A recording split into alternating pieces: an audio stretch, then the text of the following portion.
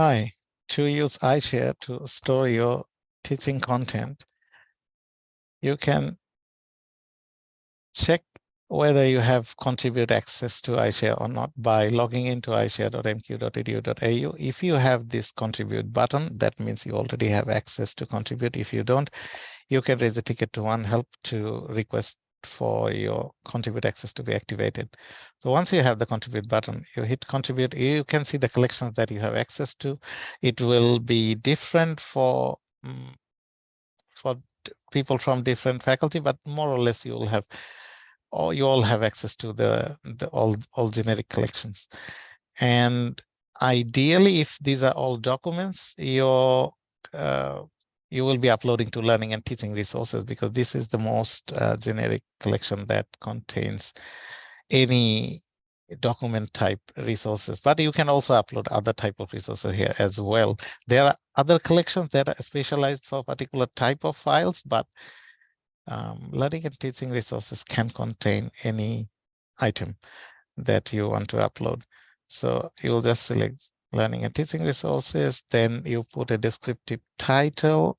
I would recommend putting this description more as meaningful as possible, because this would help you with the search in future. And keywords and descriptions, these are all useful for searching and discovery. So try to put as meaningful title and relevant keywords as you can. So let's say this one is a lecture material for Comp 2050 software engineering course. So I'm adding a title that sort of gives me all the words that most likely when I would come back to search for it, I will be using. I will look for software engineering, or I will look for unit code, or I will say lecture materials, etc. So I'm putting that title. I'm also putting a useful description. Description you can actually write more if that makes more sense and helps people to understand what it is. Imagine this is for just not for yourself. It can assist other colleagues, and in general it can be used as a resource for any uh, subject that's relevant. So if you put more description, that helps. If it's not so much to for others, you can keep the description short, up to you. But yeah, title and keyword is the primary important part, I would say, for assist with searching. Keywords, I would say, okay, what are the keywords for this one? Software. So yeah, this keyword already exists. If it doesn't exist, you can add new here. Just type in and hit select. It will add that new keyword in that keyword library. Engineering, I am assuming that it exists. Yeah, it exists. Anything new can go here. You can add more. You can make it grow. Format, yeah. It's a document. I'm going to upload a bunch of documents. Now, a bunch of documents you can upload as one by one, and each item in iShare can take as many files you attach. But I would personally say, if you make it a large number, you will probably struggle to understand which one is what again. So maybe if you upload a group of files under one item and then upload a new one with another set of files, maybe that helps. If not, if it's all under same item, makes your life easier, yeah, you can do so as well. In that case, I would say probably just zip a folder and upload as a zip file. So in that case, the uploading time is easier for you. You don't have to do one by one. And then you can unzip in iShare and create individual links. So in my case, I would zip it up, because I had a bunch of files. I just want to upload them all. And they all belong to the same title and same description and same course. So I actually created a zip that I will upload. So I have selected zip package, then I'm adding the zipped file.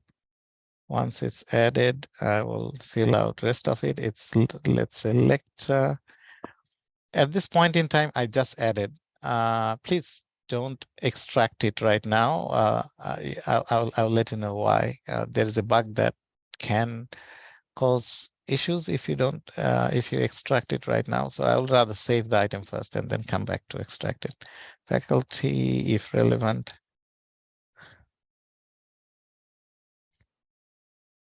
Teaching unit, yes, it is part of a teaching unit. Unit code was, yeah, even if you didn't put unit code earlier, you can select a unit code from here that would assist. But in the title is the primary field for search engine. So that will assist more than anywhere else. That's the point I was making. Is this license material? Let's say no. Who was the author? In this case, I will say myself. And then as you can see, who can access this resource? By default, it's Macquarie only. So by default, any content needs to be needs users to be logged in. You can make it public if you want. In that case, the URL will not ask for logging in. Once you are happy with the metadata, just hit save and then hit publish. So here is your item. This item contains that attachment. Obviously, you don't want a zip folder to be shared with your students unless that's what you want. If you want to extract it so that people can access items individually, access the files individually, you have to extract it here. So I will just go to edit this version, edit. See that there is a warning about not unzipping while you upload. There is a bug that can cause trouble. The vendor will fix it in the future version, but for now, yeah, just after saving the item, come back to edit and unzip. So I'm unzipping, and yeah, you can select any file or all files to be created to create links. I will select all, so all of them are created. Save. As you can see, I've got all the links, so I'll just save. Yep. So each of these URLs are fixed URLs to that particular file that you can share with your students or colleagues, and they are permanent URLs. So unless you delete that file, the URL does not change. So if you share this URL anywhere or as many places, when it comes to update the content, all you have to do is just replace the file here and all the links still remain same. Just a tip, as you can see, the URLs contain the file name as well.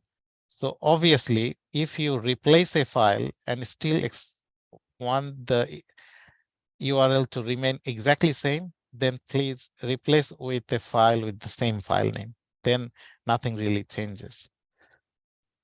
That's a tip.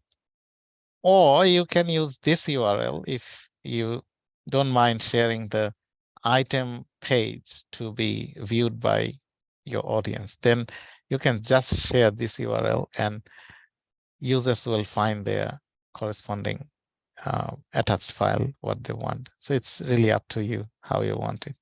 I hope that's helpful. Thanks.